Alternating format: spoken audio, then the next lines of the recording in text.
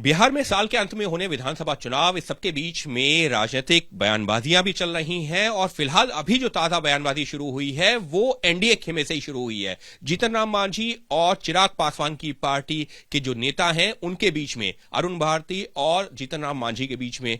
तो आखिर ये चल क्या रहा है? मनोज झा, प्रोफेसर मनोज झा हमारे साथ में है, आरजेडी सांसद। सर, एनडीए के भीतर भी दो जो सहयोगी दल हैं उनके बीच में, जीतन राम मांझी और चिराग पासवान की पार्टी के बीच में इस तरीके की खींचतानी क्या दिख रहा है? भी क्यों कह रहे हैं, ही बोलिए। एनडीए के भीतर भी नहीं, क्योंकि यहां ऐसा कुछ है नहीं। तो जो कुछ है एनडीए के भीतर ही है। मैं दोनों को शुभकामनाएं देता हूं। हालांकि मेरा मानना है कि जिस किसी ने भी बीते कुछ वर्षों में राजनीति देखी है, उन्हें पता है कि दिल्ली के एक ही ठिकाने से मैन्युस्क्रिप्ट लिखी जाती है। दोनों की स्क्रिप्ट लगभग वहीं से है, लेकिन कभी कभी क्या होता है ना कि स्क्रिप्ट लिखने वाले का भी, जिसको हम कहते हैं तकनीकी भाषा में अप्रोच कॉन्फ्लिक्ट, ये उसी का परिणाम है और कुछ नहीं। लेकिन सर, जिस तरीके से बयानबाजी हो रही है वो तो ये इशारा कर रहा है कि कहीं ना कहीं गतिरोध तो आ गया है। तो गतिरोध की वजह आपको क्या दिखती है? क्योंकि आप जो है जीतन राम मांझी की बात की जाए, आपके साथ में जो है रहे हैं, चिराग पासवान को लेकर के जो है चलता रहा है। मेरा मानना है कि उनके गतिरोध पर मैं टिप्पणी करूं उचित नहीं होगा। लोकतंत्र में हर किसी की महत्वाकांक्षा होती है, हर पॉलिटिकल पार्टी अपना फुटप्रिंट बढ़ाना चाहती है, लेकिन दोनों, जैसे चिराग जी के साथ उतना नहीं, लेकिन रामविलास जी के साथ कुछ वक्त बिताने का मौका लगा है, उसी तरह जीतन राम मांझी जी से।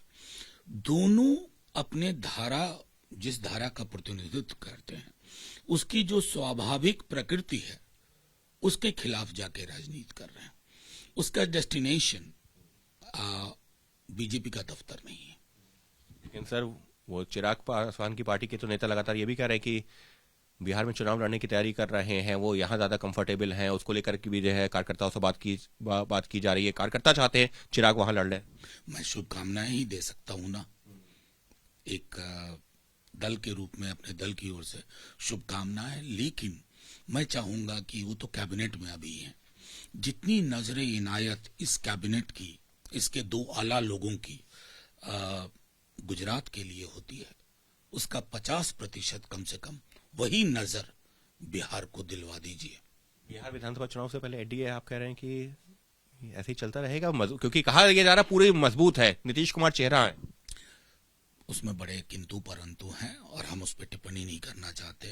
बड़ी सफाई से माननीय गृह मंत्री जी ने कहा कि चुनाव में इनके साथ जाएंगे, चुनाव के बाद क्या होगा नहीं जानते। कल सुना पटना के दफ्तर में तस्वीरें भी लग गई हैं। अब तो लोगों को फर्क करना मुश्किल हो जाएगा कि किसके दफ्तर में आए। साफ तौर पर बिहार की राजनीति काफी दिलचस्प तौर पर जो है आगे बढ़ रही है। रोजाना कोई ना कोई बयान, रोजाना कोई ना कोई आरोप प्रत्यारोप का सिलसिला। और फिलहाल अभी जो ये आरोप प्रत्यारोप शुरू हुआ है या बयानबाजी शुरू हुई है, वो एनडीए के दो घटक दल हैं उनके बीच में। और आरजेडी का यही कहना है कि ये दिखा रहा है कि एनडीए में भी सब कुछ ठीक नहीं है।